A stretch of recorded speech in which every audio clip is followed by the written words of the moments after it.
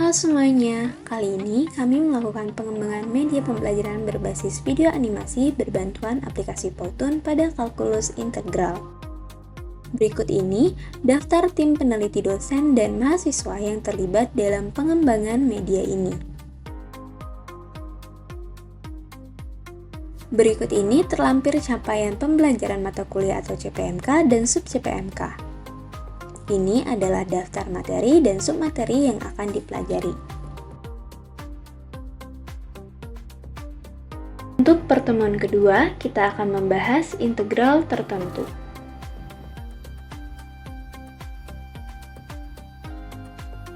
Notasi sigma. Barisan adalah fungsi dengan domain bilangan asli. Contoh, barisan AN sama dengan N kuadrat dengan N sama dengan 1, 2, 3, dan seterusnya. Maka barisan AN sama dengan 1, 4, 9, 16, dan seterusnya.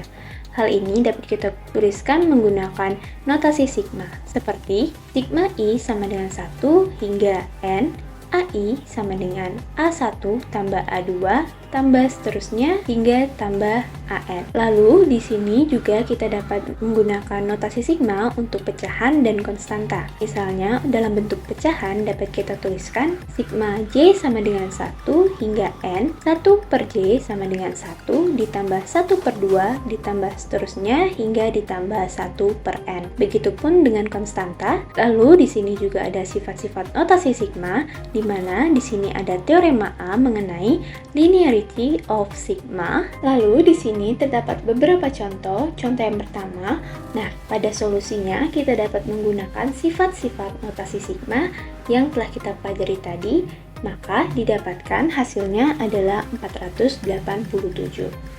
Begitupun juga dengan soal pada contoh 2, yang membedakannya hanyalah pada soal nomor 2, kita harus menahan keinginan untuk menerapkan linearitas dan sebaliknya menuliskan jumlahnya agar mendapatkan pembatalan yang bagus. Di sini terdapat beberapa jumlah kasus, simbol yang digunakan untuk indeks tidak terlalu diperhatikan karena semuanya sama dengan A1 ditambah A2 ditambah seterusnya hingga ditambah AN.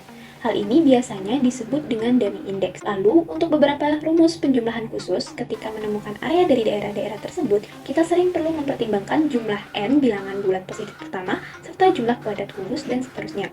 Nah, berikut ini beberapa rumus yang bisa kita gunakan untuk menyelesaikan permasalahan tersebut. Selanjutnya, di sini terdapat contoh 3 dan contoh 4. Pada contoh 3, temukan rumus untuk sigma dari J sama dengan 1 sampai N, J plus 2 dikali J min 5. Pada solusinya, kita bisa menggunakan linearitas dan rumus 1 dan 2 dari yang sebelumnya kita pelajari, sehingga didapatkan hasilnya seperti yang terlampir. Begitupun juga untuk soal pada contoh nomor 4. Luas poligon dalam dan luar. Konsep integral tertentu berasal dari masalah mencari luas daerah yang dibatasi oleh ruas garis lengkung, di mana luas tersebut dapat dihitung dari luas barisan poligon dalam atau poligon luar yang menghampiri daerah tersebut dengan kecermatan yang semakin besar.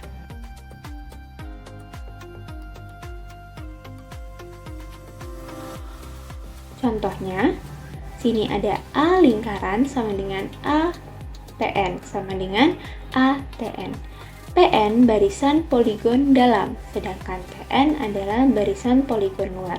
Untuk contohnya dapat kalian lihat pada gambar yang telah terlampir.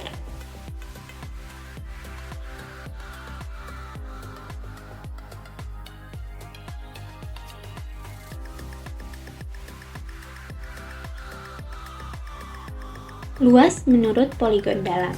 Contoh, hitung luas daerah R yang dibatasi oleh parabola Y sama dengan X kuadrat dengan sumbu X dan garis X sama dengan 2. Nah, untuk menjawabnya, perhatikan terlebih dahulu gambar yang telah terlampir.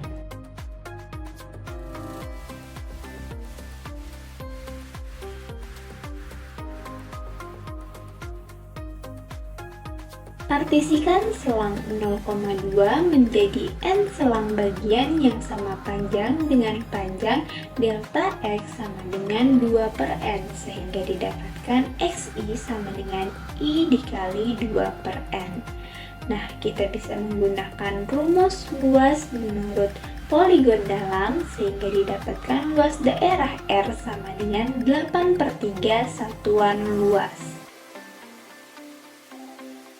Lalu, luas menurut poligon luar. Contoh, hitung luas daerah R yang dibatasi oleh parabola Y sama dengan X kuadrat dengan sumbu X dan garis X sama dengan 2. Nah, perhatikan terlebih dahulu gambar yang terlampir berikut ini.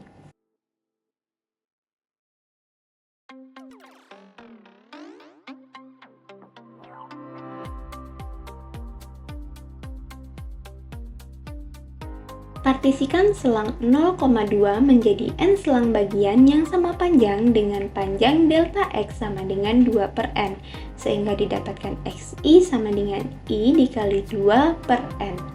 Nah, di sini kita menggunakan rumus luas menurut poligon luar, sehingga didapatkan luas daerah R sama dengan 8/3 satuan luas.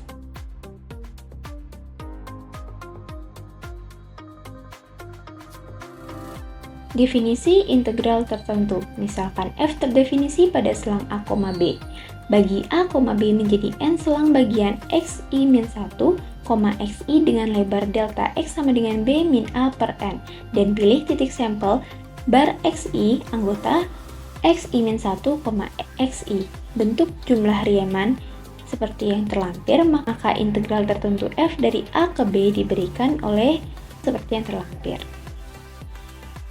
Selanjutnya, perhatikan gambar grafik yang terlampir berikut ini.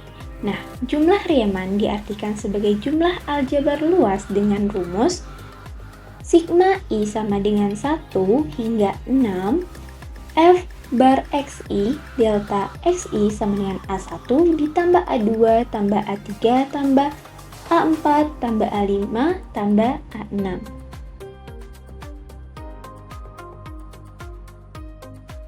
Contoh pertama, evaluasi jumlah Riemann untuk fx sama dengan x kuadrat plus 1 pada interval min 1,2 menggunakan titik partisi min 1 kurang dari min 0,5 kurang dari 0 kurang dari 0,5 kurang dari 1 kurang dari 1,5 kurang dari 2 yang berjarak sama dengan titik sampel x bar xi yang menjadi titik tengah subinterval I.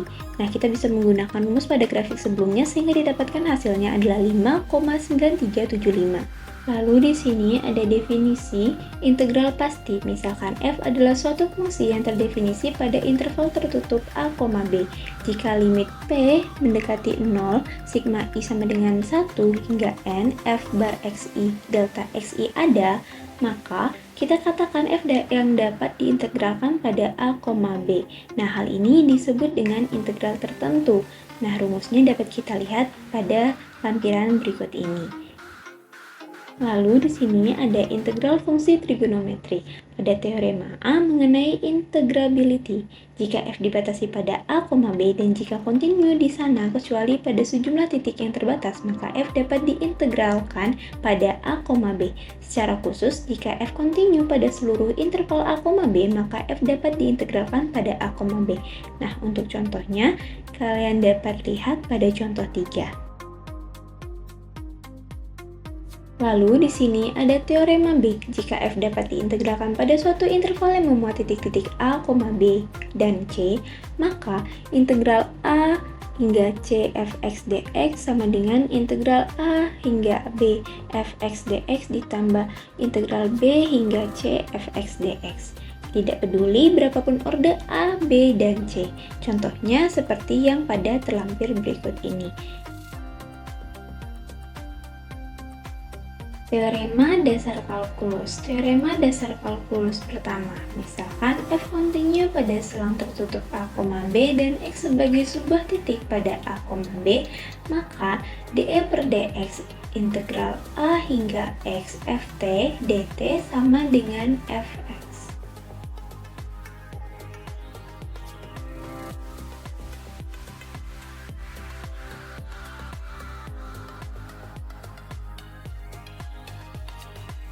Lalu di sini ada beberapa teorema yang harus kita ketahui.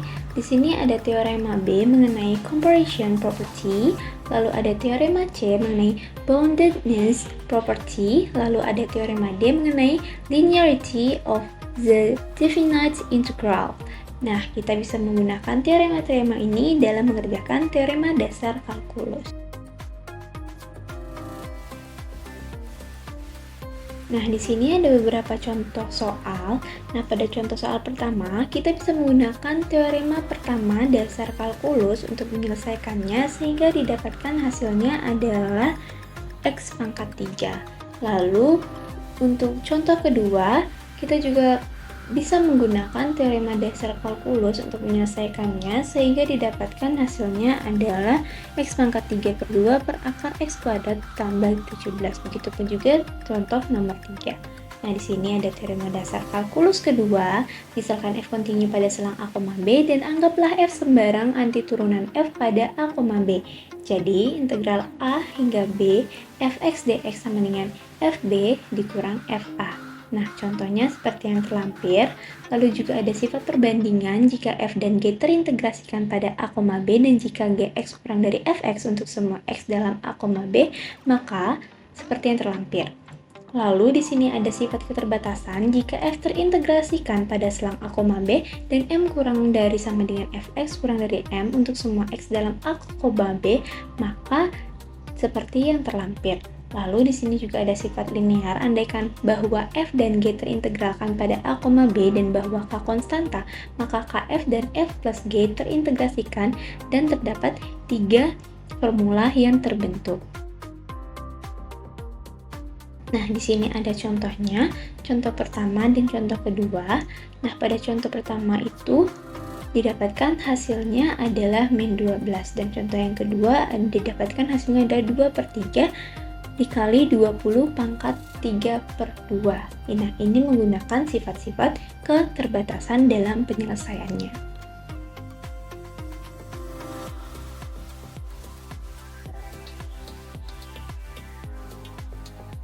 Nah, di sini kami memiliki beberapa latihan yang dapat teman-teman kerjakan.